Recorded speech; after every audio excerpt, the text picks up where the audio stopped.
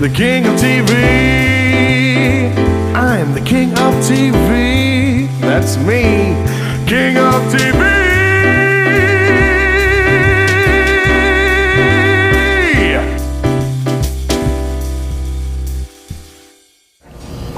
Hey everybody, welcome to the Paul Goebel Show. I'm Paul Goebel. We are coming to you from the Yak Yak Studios in Santa Monica. This is the video podcast to supplement the audio podcast I do. And my guest today is my good friend Matt Besser. You may recognize Matt from the Upright Citizens Brigade on Comedy Central.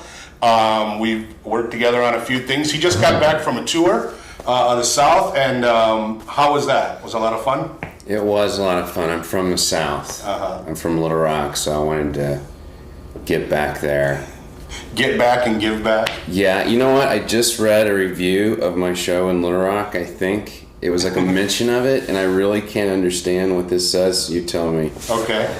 Last week was a banner one for outsiders and semi-outsiders, reflecting Arkansas back to itself. In the smaller of the spotlights was Little Rock-born comedian Matt Besser's one-man show, which has toured the country in the South, in which he uses devotion to the Arkansas Razorbacks as an allegory for blind religious zealotry.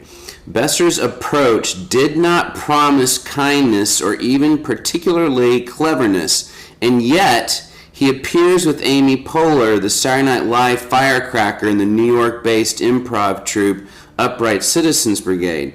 Poehler is married to Will Arnett, who played Job on Arrested Development. So for all we cared, Besser could go the Shelby Lee Adams route and exploit the foibles of his countrymen for a snigger. With friends like those, he can be an enemy. So what does that mean? Amy and Will were not on they didn't go on the tour with you. No. But just because you know them and have worked with them, they're like, yeah, he can do whatever he wants. I didn't understand what that meant.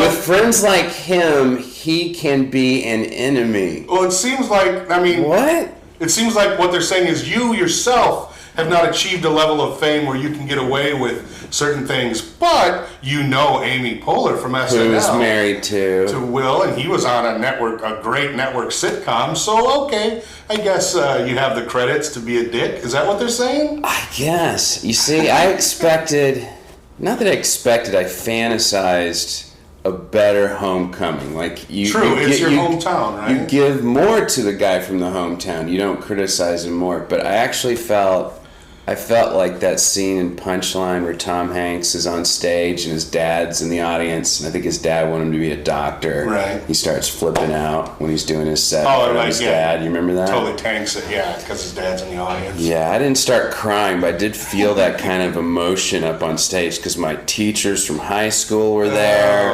and some people I went to high school from who I never really were friends with, you know. But you recognized them, you remembered them? Yeah, and they were there just to be supportive, and a lot of fans there, but like 40% not fans, whereas every other city was 100% fans. They were there to see the guy from... Right, so it's weird. Little Rock kind of gave me the most kind of like, you know... Now, and did you even expect that? Or was it not until you got on stage that you realized, oh shit. There were was a lot of my parents' friends, so there was a lot of, you know...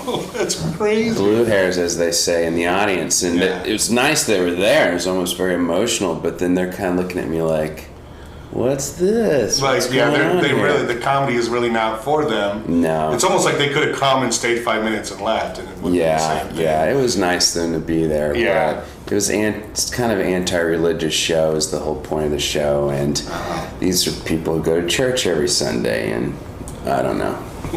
This is your, the Suey... Woo Pig Suey is the name of the show.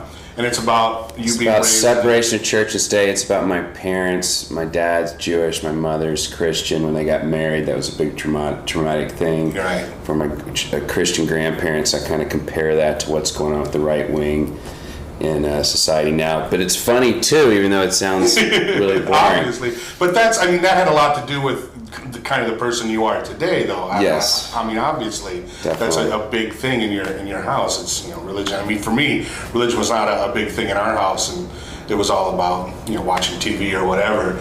But obviously, it made you, you know, it was part of what you are today. Well, that's kind of crazy because I remember performing in front of my dad once, growing up in Tucson. So I used to go to open mics all the time, and my dad showed up once. Actually, he was there to see somebody else. Really? He was there to see a friend. His friend had a son who was also doing stand-up, and he was there to see him. He didn't know you were going to be on? Didn't know I was going to be on. And he's sitting up there in the front row with his table of people. And I got up on stage and realized, oh, my dad's here to see this guy. And I mean, talking about a bad set. I couldn't stop talking about it. That was all. I was like, yeah, my dad's here to see Cam. He's great. Oh, you'll love Cam when he's up here. My dad came to see him. But so you just got back from working on a movie. Tell us about that. Yeah, it's called Wanted, Undead, or Alive. It's a zombie western comedy. Nice. That's a very specific genre. How can you lose, though? I like westerns, but I love zombies. Yes, and to put them together. That's going to be great. It's not just a zombie western. That could be a whole horror film of itself. Right? It's a zombie western comedy. Yeah. Oh. One of your callers. Calling in. Forget that. So where did you shoot that? That was in Santa Fe, New Mexico. Oh, yeah. So that was... It was great, first off. I played the sheriff in it. I'm like the lead bad guy. When I found this out, I thought my manager was joking. You know, right. When I tell people about this, like I'm the zombie, sheriff, they're like, you're kidding, because that's what you want to be. And I'm like, yeah, I know. I want to be a zombie sheriff. You want to grow up to be. It sounds like a UCB prank almost. It does. You went to Santa Fe to shoot this movie, right? And everyone was in on it. Yeah. Ha, as if this really exists, something that you would love this much. Sorry. But that's one of those things that when you, like with me, I'm into science fiction, comedy, and all that. When I heard about it, I'm all psyched. But then when you find out what the reality of actually making it's going to be, like you've worn prosthetics probably at some point, right? And they can just by themselves be kind of irritating and annoying. But when you're out in the desert, right, and I'm dressed in black, I'm the bad guy, so I'm in wool black in the desert. So that's the first thing. 3 layers of this. I got on the zombie prosthetics. I got on spurs. Have you ever worn spurs? No. They like go into your heel like this, basically. Oh, when you're not up on the horse, when you're walking in them, right, just like they go like this every time you walk.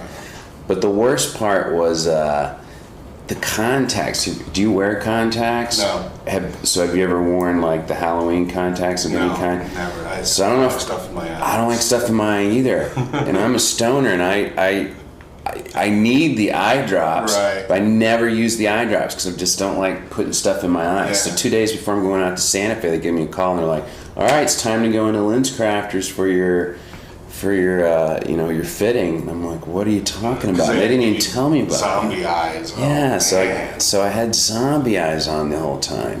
When you had that many things to bitch about, you got to prioritize. You got to go like, "All right, I'm not gonna bitch about how hot I am."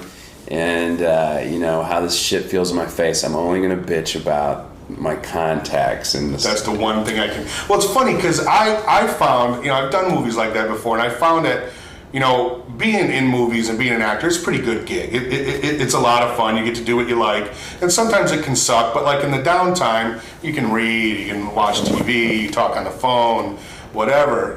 Go eat craft service. But like times like that, it's like you got to sit in this chair and don't move when you're on the set. We don't want to screw up your makeup. We don't want to get your costume dirty. So when you're not on the set, I'm sorry, you have to stay right here. And it's like, this sucks. And there's not much stuff you can do because when you have like out on a mustache too, so you can't drink normally. Right. You have to drink through a straw. And you can't eat. You can't like go eat snacks or whatever. No. And like the worst is like craft service will come around, or everyone's like, "Hey, we got lattes at craft service." Yeah, you're like, well, chili dip. Save me one or something. Yeah, and it blows, and that's when that's what an actor does. That's what you're getting paid for. And I had this face, which was in this perpetual frown. Of course, I'm a zombie, and people would come up to me and go, "What's wrong? You look like you're in a bad mood." What do you mean I'm in a bad mood? I can't even smile if I wanted to. My prosthetics would crack. That's hilarious. So at Halloween, they walk up to people. "Are you okay? You scared? Did you cut yourself? You look like you're bleeding." That's hilarious. Well, we'll look for that. Do you know when that's coming out? I have no idea. All right, Wanted on Dead or Alive. That's funny. Okay, well, we're going to wrap it up. My guest today has been Matt Besser. Thanks for tuning in. Tune into the regular podcast, the Paul Goebel Show. Come down to UCB Theater. Yeah, and if you're in LA or if you're coming to make a trip to LA, check out the UCB Theater on Franklin in Hollywood. They have great shows there, 7 nights a week, all funny stuff, and very affordable. Very. That's what I love about the theater. All right, thanks a lot, folks. Through early morning fog I see visions of the things to be, the pains that are withheld for me. I realize and I can see that suicide is painless. It brings on many changes, and I can take or leave it if I please. And you can do the same thing if you please.